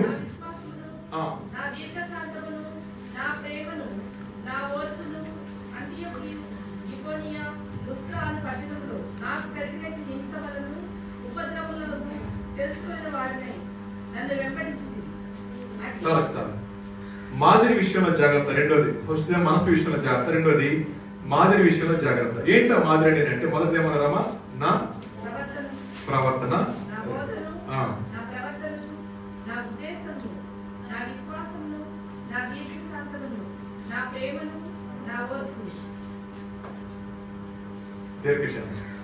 సో ఇది చెప్పాడు. సో తిమోతి ముందు పౌలు గారు చూపించిన మాదిరి ఏంటంటే అంటే తన ప్రవర్తన, తన బోధ, తన ఉద్దేశం, తన ప్రేమ, తన ఓర్పు, తన దీక్ష, ఇది మాదిరి. సో యేసు ప్రభు మన నుంచి కోరుకుంటా నేను తెలుసా అండి, మీ ప్రవర్తన బాగుండాలి అనే మాట. ప్రవర్తన అంటే లోపల ఏమనుకుంటున్నామో బయటకు అలాగే ఉండాలి. ఇది క్రైస్తవ విశ్వాస యొక్క అంతిమ ప్రవర్తన ఉండాలి. సో నేను మనసులో ఒకటి పెట్టుకుని బయటకు అంటే వచ్చిన ఎగ్జాంపుల్ చెప్తాను మీకు. ఒక అన్న స్పీకర్ ఆయన ఇలా సాక్ష్యం చెప్పాడు. ఆయన ఒకళ్ళు మీటింగ్ పిలిచారు. పిలిచిన తర్వాత ఆయనకి కానుక ఇచ్చి పంపించారు. ఎంత అంటే కానుక, ఆయన దాంట్లో పని చేస్తారు, జాబ్ చేస్తారు. ఆయన నెల జీతంలో సగం ఇచ్చారు. అర్థమవుతుందంటే ఒకవేళ అనుకుందాం, ఆయన జీతం 50,000 అనుకోండి, ఆయన 40,000 ఇచ్చారు అనుకోండి. జస్ట్ ఆయన చెప్పింది 1,200 నేను చెప్తున్నాను. ఇచ్చిన తర్వాత సంతోషపడి వెళ్ళిపోయాడు. సో నెక్స్ట్ 3 months మళ్ళీ పిలిచారు మీటింగ్. పిలిచిన తర్వాత ఆయన ప్రార్థన చేసుకొని చెప్తాన తర్వాత ఆయన అన్నమాట, ప్రార్థన చేసుకోగానే నా మనసులోకి వచ్చిన ఆలోచన, పోయినసారి వస్తే నాకు ఎంత ఇచ్చారు, ఈసారి ఎంత ఇస్తారు అనుకున్నాడు ఆయన అనుకున్నాడు. మనసులోకి వచ్చిందంట ఆలోచన. సో ఓకే సార్ అని చెప్పాడు. అంటే డబ్బుల లెక్క చెప్పిన వస్తాను సార్ అన్నాడు. అనిన తర్వాత మనస్సాక్షి అని అంటావురే, నువ్వు వెళ్తున్న డబ్బులకి వాక్యాన్ని కానీ మనస్సాక్షి వాడి మోకరించేది ప్రార్థన చేసుకుంటున్నప్పుడు ప్రభు అన్నట్ట, నువ్వు వెళ్తావు ఒక వాక్యం కోసం కాదు, నువ్వు వెళ్తావు ఒక డబ్బుల కోసం కదా అని అనగానే వెళ్ళను ప్రభు అన్నాడు అని మళ్ళీ ఫోన్ చేశారు. ఫోన్ చేయగానే వాళ్ళు అన్నారట, సార్ పోయినసారి అంత తప్పుగా చూసుకున్నావా, ఈసారి సంతృప్తిస్తాం సార్, రండి సార్ అన్నారట. ఇంకెలా ఉంటే చెప్పండి, అసలే శోధనలో ఉంటే ఇంకో శోధన చెప్పండి. పోయినసారి ఏమో సరిగ్గా చూసుకోలేకపోయాం, ఈసారి చక్కగా చూసుకుంటాం సార్, మా వాళ్ళు తప్పు ఏమైనా జరిగింది అన్నారు. అప్పుడేమన్నా చెప్పండి ఆయన, సారీ సార్ నాకు వేరే చిన్న ఇబ్బంది ఉంది అని చెప్పి రాలేకపోయి అన్నాడు. ఆయన ఏమన్నాడు ఏంటంటే, నాకు చెంపతో కొట్టినట్టు అనిపించిన మాట ఏంటంటే, ప్రవర్తన అన్నప్పుడు నా మనసులో వచ్చిన దాన్ని నా జీవితంలో చూపించగలిగితే ఎంత బాగుంటుందో. చాలాసార్లు మనం ఏం చేస్తామండి అంటే మాదిరి ఎక్కడికి వెళ్ళేటామండి అంటే నా మనసులో ఒక భావన పెట్టుకుంటాం, నా ప్రజలకు అలా జీవిస్తూ ఉంటాను. మనసులో ఒక ఆలోచన పెట్టుకొని ఇతరులతో నవ్వుతూ మాట్లాడుతున్నప్పుడు నన్ను ఎవరంటే తెలుసా వేషధారి అని చెప్పంటారు. ప్రవర్తన సక్రమంగా లేనివాడు వేషధారి అవుతాడు. నాలో లేని పరిశుద్ధతను చూపించిన, లేని ప్రేమను చూపించిన, లేని దాన్ని పలికిన మీరు మెచ్చుకోవచ్చేమో కానీ దేవుడు మెచ్చుకోడు. కాబట్టి బైబిల్ అంటా ఉంది నా ప్రవర్తన అనే మాట. సో దేవుడు ఆశపడుతుంది చెప్పండి, యవనస్తుల దగ్గర నుంచి మీ లోపల ఏది ఫీల్ అవుతాడో షేర్ చేసుకోండి మమ్మీ డాడీతో. చాలా మంది యవనస్తులు ఎక్కడ ఫెయిల్ అవుతారని అంటే ముక్కు మొక్క తెలియని ఫ్రెండ్కి చెప్తారు, అమ్మకి చెప్పరు, నాన్న చెప్పరు, అసలు షేర్ చేయరు.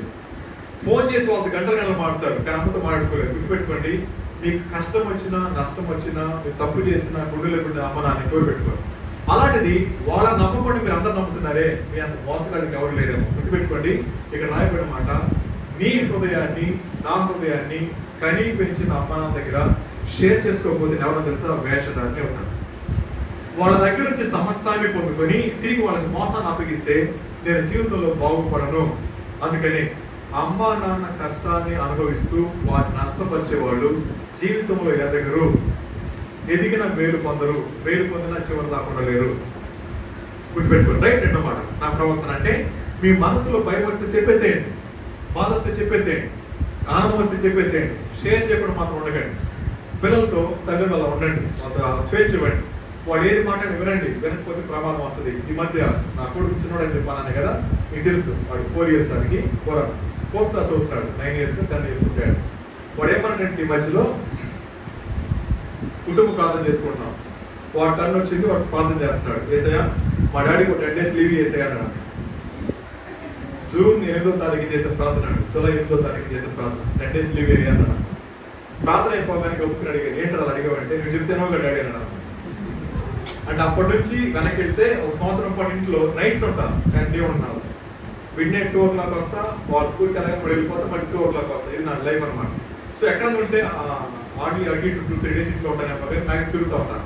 ఆ తర్వాత 10 days మీటింగ్స్ లేవు, నిజంగానే లేవు. వాడు ప్రార్థన చేసేది లేవు. 11వ రోజు మీటింగ్ వచ్చింది వెళ్తున్నా అన్నాడు. వాడు వచ్చి 10 days అయిపోయా, కొన్ని ప్రార్థన చేయబాగా నేను వస్తాను, మీటింగ్ కట్టి మళ్ళీ వచ్చేస్తాను, ప్రార్థన చేయబాగా అన్నాడు. గడ్డాడు అనుకోడు తీసుకెళ్తాను అనుకోడు. ఇప్పుడు అదేం మిస్ అవుతున్నాను చెప్పండి, నేను కొనిచ్చే ఫ్రూట్స్ కదా వాడికి కావాల్సింది, అడిగినప్పుడు తెచ్చే బొమ్మలు కదా వాడికి కావాల్సింది, నేను కావాలి. వాడు మిస్ అవుతుంది నన్ను కదా, కానీ అదేం పని చెప్పలేకపోతున్నాడు, నా చెప్పలేకపోతున్నాడు. నేనేమి ఏమేమి వెళ్ళిపోతున్నాడికి స్వేచ్ఛ వెళ్ళిపోతున్నాను. అప్పుడు అనిపించింది పిల్లలకి స్వేచ్ఛగా మాట్లాడే ధైర్యం నా దగ్గర లేకపోతే చేసే పరిచయం ఎదురుగా నన్ను నేను ప్రశ్న వేసుకున్నాను. రెండో మాట, నా కూతురు ఇంటర్ చదువుతున్నాను కదా, ఆ పాపకి చెప్పులు అరిగిపోయింది, వాష్రూమ్కి వేసుకెళ్తున్నాను అనమాట కాలేజ్. నాకు చెప్పట్లే కొనియమని, వాళ్ళ అమ్మాయి చెప్తుంది, మమ్మీ చెప్పులు కొనియ మమ్మీ అంటే మీ నాన్న చెప్పాలి. సో వచ్చిన అలా మన చెప్పులు కావాలంటే అమ్మాయి చెప్పొచ్చు కదా అన్న. సరే కారు ఎక్కడ పెద్ద అమ్మాయి అంటే డాడీ నిజంగా అంటే అంటే అర్థం చెప్పండి, నిజంగానే అంటే నువ్వు కూడా చెప్పులు కొనుతావు, చెప్పులు కొనిస్తా, అప్పులు తెచ్చి సరే తీసుకెళ్ళి తన కారులో కూర్చొని అది కొనుక్కొచ్చుకున్నారు. 299 ఒక చెప్పులే. ఆ చెప్పులు గుడిసిపోయింది. ఒక అనిపించింది 299 ఒక చెప్పులు కూడా కొనలేని పరిస్థితి. అంటే అడగలేకపోతే కొనలేకపోతే ఆ స్వేచ్ఛ లేదు. అప్పుడు అనిపించింది అన్నమాట, పరిచయం అనగానే అందరికీ చెప్పడం కాదు, కుటుంబంలో నా పిల్లలకి ఆ స్వేచ్ఛ ఉంటుంది. స్వేచ్ఛకి చెప్తారు కానీ చిన్న చిన్న విషయాలు చెప్పలేకపోతున్నారు. అప్పుడు చెప్పాను, కూర్చోబెట్టామా ఏదైనా షేర్ చేయండి, మీకు చేతనైతే నా చేతన చేస్తాను చెప్పన్నప్పుడు వాళ్ళు ఇప్పుడు అన్ని షేర్ చేస్తారు. ఈవెన్ వాళ్ళ పర్సనల్ కూడా షేర్ చేస్తారు. కూర్చోబెట్టి ఎందుకు షేర్ చేస్తారు అంటే వాళ్ళు భయం వచ్చినా ఫోన్ చేస్తారు, ఏడుపు వచ్చినా ఫోన్ చేస్తారు, నవ్వు వచ్చినా ఫోన్ చేస్తారు, ఎవరు వచ్చినా జోకేసుకున్న ఫోన్ చేస్తారు, చేసి డాడీ ఇలా జరిగింది డాడీ ఫీడ్బ్యాక్ ఇస్తారు. అలా చెప్పినప్పుడు సంతోషంగా ఉంటుంది కదా, వేరే అలా టైం ఇస్తుంది. రైట్. సో కూర్చోబెట్టి మాట్లాడుకుంటున్నప్పుడు ఎంత ఓపెన్ అవుతున్నారు అర్థమవుతుంది కదా. సో పిల్లలు ముగ్గురు కూర్చోబెట్టుకుంటా, వేరు కూర్చోబెట్టుకుంటా, వాళ్ళ పర్సనల్గా మాట్లాడిన తర్వాత వాళ్ళు కౌన్సిల్ చేస్తా, వాళ్ళ ప్రాబ్లమ్స్ మాట్లాడతాను. ఎందుకు ఎలా అర్థం చేస్తాను నేనంటే భూమి మీద దేవుడు నాకు ఇచ్చిన సంపదలు, నాకు అన్నారు కదా, నా 3 పిల్లలు అన్నారు కదా, 3 పిల్లలే దేవుడు ఇచ్చిన బహుమానాలు. దేవుడు ఇచ్చిన బహుమానాన్ని దేవుని కోసం పెంచకపోతే ఈ జీవితంలో ఏమి సాధించాలని అర్థమే. ఆ ప్రక్రియలో ప్రభు నాకు నేర్పించిన పాఠం ఏంటంటే నీ బోధ మాత్రమే కాదు, నీ ప్రవర్తన కూడా బాగుండాలి. నాకు అనిపించింది మాట. ఆ క్రమంలో నేనేం చేస్తాను తెలుసా అండి, నేను ఈ నెలలో గత నెలలో దాదాపు 15,000 కిలోమీటర్లు తిరిగా బై కార్. బై ట్రైన్ ఒకవేళ ఇంకో 10,000 తిరిగి ఉంటాను. ఇది నా జర్నీ. మొన్న డిసెంబర్లో ఇంత జర్నీలో కూడా వాళ్ళు మిస్ అయింది 2-3 డేస్. అన్ని గంటల జర్నీ ఎందుకో తెలుసా అండి, వాళ్ళు కలుసుకోవడానికి. సో దేవుడు నాకు ఇచ్చిన బిడ్డలతో సమయం గడపాలా, వాళ్ళతో మాట్లాడాలా, వాళ్ళ పర్సనల్ షేర్ చేసుకోవాలి, వాళ్ళతో మాట్లాడాలి. ఎందుకంటే నేను తప్ప వాళ్ళ బంధువు లేదు, నేను తప్ప వాళ్ళ స్నేహితులు లేదు. ఎందుకని నేను నా భార్య, వాళ్ళ తప్ప ఇంకెవరు లేదు. ఈ మాట నేను ఎందుకు చెప్తాను తెలుసా అండి, పౌలు గారు తిమోతి చెప్తా ఉన్నప్పుడు పౌలు ప్రేమించినటువంటి కుమారుడైన తిమోతికి ఈ ప్రవర్తన అర్థమైంది కాబట్టి ఈ తిమోతి భవిష్యత్తు పరిచయం చేయగలిగాడు.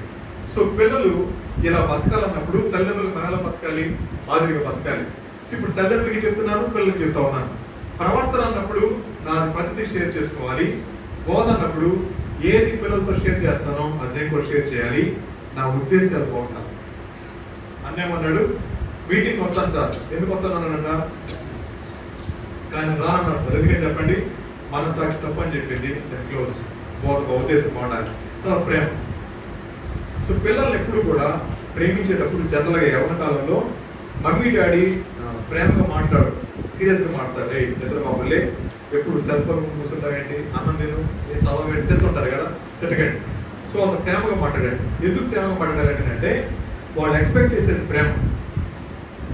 ఒకవేళ మనం ప్రేమగా మాట్లాడకపోతే, ప్రేమగా మాట్లాడే హాయ్ డార్లింగ్ అంటాడు ఎవడు, ఆడొస్తాడు. హాయ్ బంగారం అంటాడు, ఆడొస్తాడు. ఎందుకని ఆడికి ఇంట్లో చేసే పిచ్చి పనులు తెలియదు ఆడికి. కాబట్టి ఏమంటాడు, ఈ 10 తెలిసే సంగతి తెలియదు ఆడికి. కాబట్టి ఆయన ఏమంటాడు చెప్పండి, హాయ్ డార్లింగ్ అంటాడు. అమ్మ ఏమంటది, సూర్యుడు చాలాసేపు లేవే, పాసిపాపం తోపే ఉంటుంది కదా. ఎవరు పాసిపాపం అనేది తెలియదు కాబట్టి డార్లింగ్ అంటాడు. తెలిస్తే మన 10th రాసింది ఆ పాప, ఎదురింట్లో ఉన్నవాడు ప్రేమించింది. వాళ్ళమ్మ ఫోన్ చేసి మా అమ్మాయితో మాట్లాడు ఆ పిల్లతో. ఆ పిల్ల అన్నప్పుడు తెలుసా అండి, ఎదురింట్లో ఉండేవాడిని బాగా ఇష్టం అంటే అండి. ఎందుకు ఇష్టం అమ్మా అన్న, నన్ను బాగా ప్రేమించాడంటే అండి. ఎలా ప్రేమించాడు అన్న, నా చుట్టూ పొడవకుంటున్నాను. నిజంగానే గుడిపడ్డా జుట్టు పొడవకుంటుందన్న. జుట్టు పొడవకుంటే ఏంటమ్మంటే ట్యూషన్కి వెళ్ళి వస్తాను, నీ జుట్టు బాగున్నాడు అంట. అప్పుడు ఇష్టమైందంట. ఆ అబ్బాయి ఏం చేస్తాడమ్మా అన్న, ఇంటర్మీడియట్ తప్పాడంట. ఇప్పుడు ఏం చేస్తాడు అన్న, వాడు చిన్న హోటల్ ఉందండి, గిన్నెలు తోముతాడు. నిజంగానే ఇది సరదాగా చెప్ప, నిజంగా చెప్తున్నా, గిన్నెలు తోముతాడంట. ఇంకేం చేస్తారండి అంటే ఆ నాన్న చెప్పినప్పుడు సరుకులు తీసుకొస్తారంట, టేబుల్స్ తుడుస్తారంట, గిన్నెలు కడుగుతారంట, అప్పుడు వాయి వేస్తారంట. ఇప్పుడు ఏమనుకో చెప్పండి, ఇది చేసుకుంటే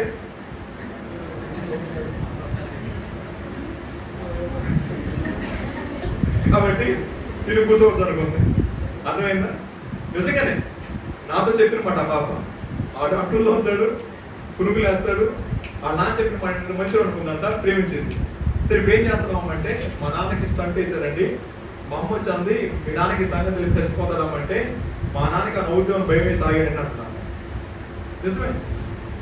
మొన్న 10th క్లాస్ రాసిందాం. మొన్న ఏం కావాలి అమ్మాయికి చెప్పండి. ఇప్పుడు ప్రేమ అంటే ఏంటి చెప్పండి, పునుగులు ఏంటవా, ప్రేమ అడ్డుల్లో ఉంటావా, ప్రేమ సరుకులు ఆడమా.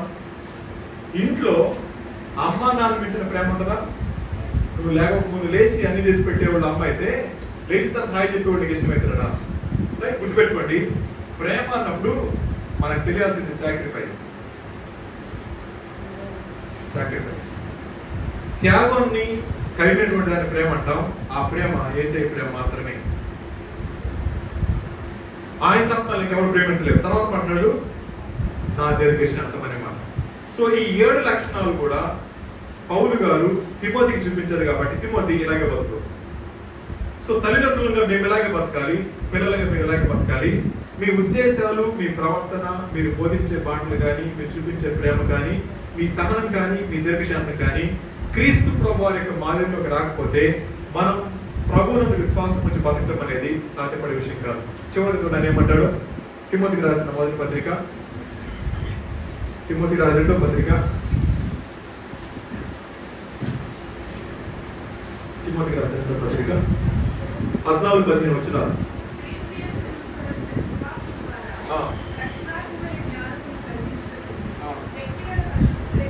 పరిశుద్ధ లేఖనములను